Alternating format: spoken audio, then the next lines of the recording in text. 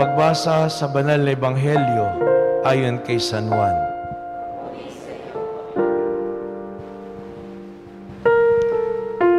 Sinugo ng Diyos ang isang tao na nangangalang Juan.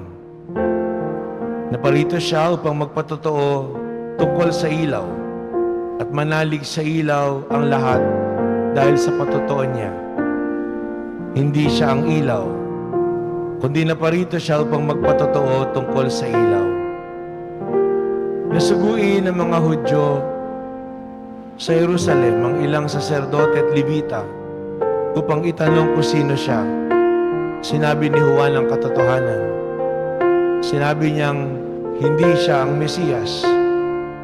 O gayon, sino ka? Tanong nila. Ikaw ba si Elias?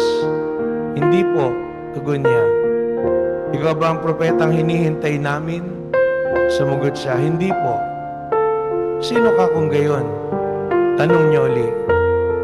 Sabihin mo sa amin para masabi namin sa mga nagsugo sa amin. Anong masasabi mo tungkol sa iyong sarili?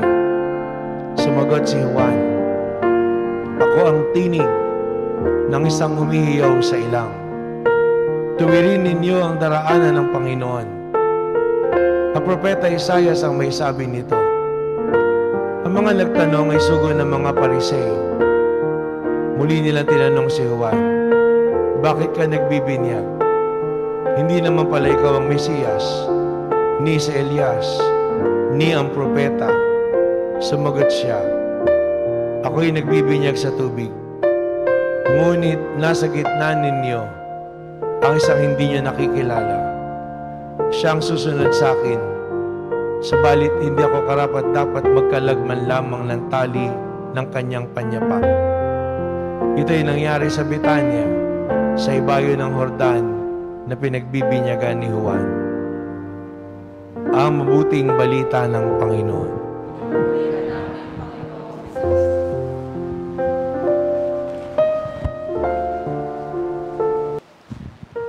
Magandang umaga po sa inyong lahat. Ngayon ay bagamat nasa ikalawang araw pa lamang po tayo ng ating simbang gabi, ay pumapasok na po tayo sa pangatlong linggo sa panahon ng Adbyento o pagdating ng Panginoon.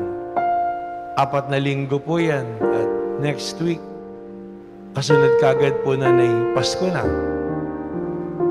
At abot-tanaw na natin.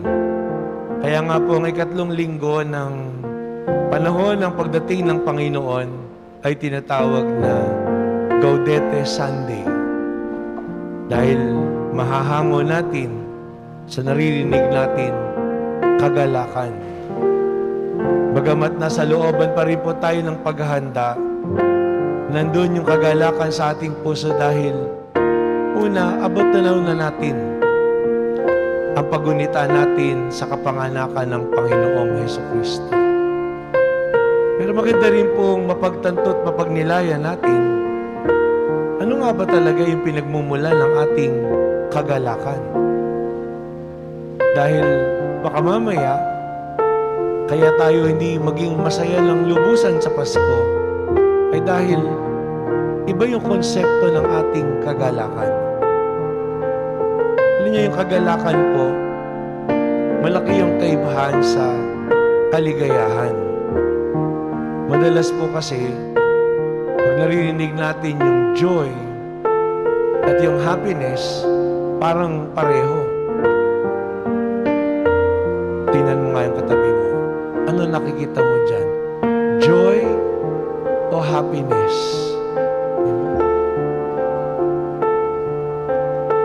Ewan ko po. Diba? Ang nakakaalam lang kung tutuusin tayo. Ano nga ba ibig sabihin talaga nun? Para po sa atin yung joy is a virtue. Yung happiness, pwedeng nararamdaman lang yan, di ba? Pag tinanong mo yung tao, masaya ka ba? O may galak ka ba? Mas malalim po yung galak. Dahil hindi nangangahulugan na dahil hindi maganda yung nangyayari sa buhay mo. Merong may sakit sa isang pamilya. meron kang pinagdaraan ng pagsubok, nawalan ka ng mahal sa buhay. Iba't iba yung mga dinanas natin itong nagdaang panahon ng COVID o mga bagay na hinaharap natin sa araw-araw. Kung ang hanap lamang natin ay kaligayahan, malulungkot po tayo. Kasi yung nawalang mahal sa buhay, hindi naman natin na maibabalik. Yung nawalang mga bagay sa atin, wala na yun. Pero ibig sabihin ba nun tayo ay mawawala ng kagalakan? Ano nga ba talaga yung pinagmumula ng ating kagalakan? Paano nga ba tayo magiging masaya ngayong Pasko? Ang kasayahan nga ba natin ay sa mga palamuti ng Pasko? Ang kasayahan nga ba natin ay sa mga reunion o pagtitipon na mayroon tayo? Ang kasayahan nga ba natin ay sa mga tugtugin at nandun ang mga palamuti na nakikita natin pag Pasko? Paano kung wala yun? Paano kung wala kang Christmas lights sa bahay? Paano kung wala kang masaganang handa pagdating ngayong Kapaskuhan? Paano kung yung mga mahal sa buhay mo na dating kapiling mo sa pagdiriwang ng reunion o pagtitipon, hindi mo naman na makakasama? Either malayo o sumakabilang buhay. Ibig sabihin ba nun, malungkot yung ating Pasko? Alalahanin natin, hindi nagbabago ang katotohanan tungkol sa Kapaskuhan. Bakit tayo may galak? May galak tayo dahil ang Diyos ay nagkatawang tao. May galak tayo dahil ang Panginoong Hesukristo na sinilang sa sabsaban. Kaya natin pinagninilayan kapag panahon na ito ng Kapaskuhan upang hindi na siya sumilang sa sabsaban, upang siya ay manatili sa ating sariling mga tahanan, upang siya ay sumilang at dumatal sa ating mga puso. Kaya yun po yung huwag nating kalimutan na pinagmumula ng ating kagalakan ay walang iba kundi ang Panginoong Hesukristo. Anumang mga bagay, anumang pagtitipon, lahat ng yan ay walang halaga o sabihin, hindi magbibigay sa atin ng tunay na kasiyahan kung hindi natin nakikita, nadarama, kasama ang Panginoong Hesukristo sa mga ito. Kaya po siya ang tinutukoy na liwanag. Dahil kahit gaano pa kaliwanag yung ating mga lugar, talagang sabihin, yung bahay mo hindi na makita dahil puro Christmas lights. Di ba? Kung isa may mga napapanood po tayong ganun. Pinailaw na yung ganito. Ang gagandang tingnan. Pinupuntahan ng mga tao, selfiehan ng selfiehan. Pero kahit nandun lahat yung mga liwanag na yan, kung hindi natin nakikita si Kristo sa bawat isa, kundi talaga tayo nililiwanagan ng pag-ibig na yan ng Panginoon sa ating mga puso, kahit ang haling tapat, kahit nakasindi pa lahat yan, laging madilim ang buhay.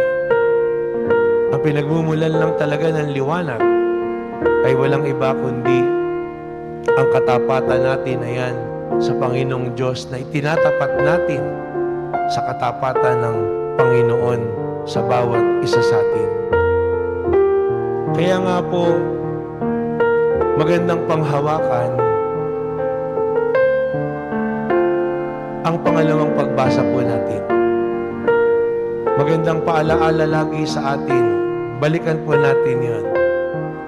Yan po ay galing sa unang sulat ni San Pablo sa mga taga-Thessalonica, chapter 5. 1 Thessalonians, chapter 5. At ang sabi po doon, magalak kayong lagi. Rejoice always. Lagi tayong magalak. Lagi tayong magpasalamat. Tanungin niyo sarili niyo, ganun nga ba ako?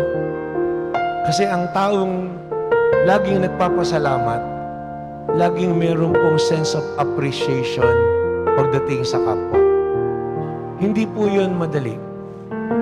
Dahil kumisan yung mga bagay na mabuti, kumisan yung mga mahal sa buhay natin, kapiling natin, kumisan yung mga kaibigan natin na nakasanayan na nating makasama, kumisan yung mga ordinaryong mga bagay na bahagi ng buhay natin, na kung tutuusin, nagbibigay sa atin ng tunay na galak, nagbibigay sa atin ng kapayapaan, hindi natin kagad-kagad napapansin. Pero kung tutuunan natin ng pansin ang mga bagay na yan, ang mga tao na yan na nakapaligid sa atin, ang mga nangyayari sa ating buhay, masasabi po natin, napakaraming bagay yun dapat nating ipagpasalamat. Kaya napakahalaga po nung joyful disposition. Kung ngayon, tinatawag nila yan na parang happiness principle, kasi mas appealing po yun sa tao eh. Paano ka magiging masaya? Pag tinanong mo yan, gusto mo bang maging masaya? Sino sasabing hindi? Pero pag sinabi mong galak, mas malalim. At doon makikita po natin kahit ano pa yung maaaring pinagdaraanan natin, laging may galak, laging may pagpapasalamat sa puso natin dahil ang mahalaga ay nandun na nadarama natin ang pag-ibig ng Panginoon sa anumang kinakaharap natin sa ating buhay. Sabi ko nga po madalas, pag tayo nagdadasal, hindi tayo masaya dahil lahat ng dinadasal natin dinidinig ng Panginoon. Hindi lahat ng pinapanalangin natin makakamit natin. Hindi lahat ng hihilingin natin ngayong simbang gabi makakamtan natin. Pero dapat lagi pa rin tayong puno ng galak, lagi tayo nagpapasalamat dahil nagtitiwala tayo sa Diyos. Yun ang pinapahayag sa atin ng pagbasa. Nililiwanagan din ng Panginoon yung mga isip natin na makita natin ang pinakamahalaga sa lahat ay ano? Hindi yung nawala yung problema mo, hindi yung nakamit mo yung gusto mo, hindi nawala yung sakit mo. Pwedeng mangyari po, nandun yung sakit mo, meron kang cancer. Sasabihin na iba, uy, nag-zero na ika. Hindi naman po totoo yun eh. Hindi naman talaga nawawala yung cancer. Nagiging dormant lang po yun. Nandun pa din sa loob ng katawan. Pero ibig sabihin ba nun, hindi ka dininig ng Panginoon. Ang pinakamahalaga po sa lahat, may sakit ka o wala, malakas ka o hindi, bata ka o matanda, maganda yung katayuan mo sa buhay o hindi, nagdadaan ka sa pagsubok o hindi, ang pinakamahalaga sa lahat ay nararamdaman natin, sinasamahan tayo ng Panginoon. At sapat na po yun para lagi tayo magpasalamat. Dahil anuman, dito o sa kabilang buhay man, lagi tayong pinag-uugnay ng pag-ibig na yan ng Panginoon. Kaya yun ang lagi natin pong panghawakan. Magalak kayong lagi. Meron ba tayong appreciation sa mga binibigay sa atin ng Panginoon? Tumunog yung alarm clock. Masaya ka ba? Narinig mo yung alarm clock? O may iba, pag narinig yung alarm clock, tumunog na naman yung alarm clock na yan. Ipag-iisipin mo, hindi ka ba magpapasalamat na naririnig mo? Nagising ka. Gusto ko bang matulog? Buwisit na liwaliwanag na. Although ngayon medyo madilim.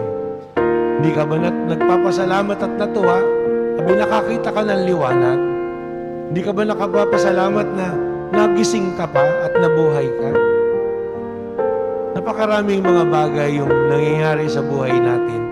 Pero dahil yung ating kaligayahan, nadadaig nung kasiyahan na hinahanap ng ating puso, hindi tayo tunay na nagkakaroon ng lubos na kagalakan. Kaya balikan po natin yung pangalawang pagbasa na yun. Paano susi para talagang mapuspos tayo ng kagalakan na yan ng Panginoon? Sabi po ni St. Paul, magalak kayong lagi. O kung ano yung mangyayari, maging matyaga sa pananalangin. Sabi ko po kahapon, kaya mabiyaya ang simbang gabi kasi araw-araw tayo nagdadasal. Maging matyaga po tayo. Hindi lang ngayong panahon ng simbang gabi, araw-araw. Hindi lang pagka nagdadasal ka sa umaga, sa buong maghapon.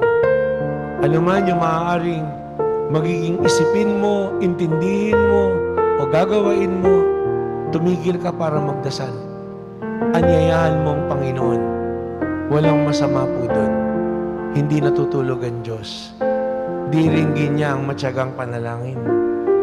Ipagpasalamat niyo sa pangalan ni Kristo ang lahat ng pangyayari sapagkat yaon ang ibig ng Diyos. Alalahanin natin bilang mga bata, may mga bagay tayong gusto, meron tayong hihilingin. Hindi natin makakamtan kahit gustong-gusto natin. Kahit sinabi pa natin sa mga magulang natin, kahit naglupasay ka pa dyan sa labas, hindi pa rin bibigay sa'yo. Pero di nangangulugan, di ka mahal. Alam natin, alam nila kung ano yung makabubuti sa atin.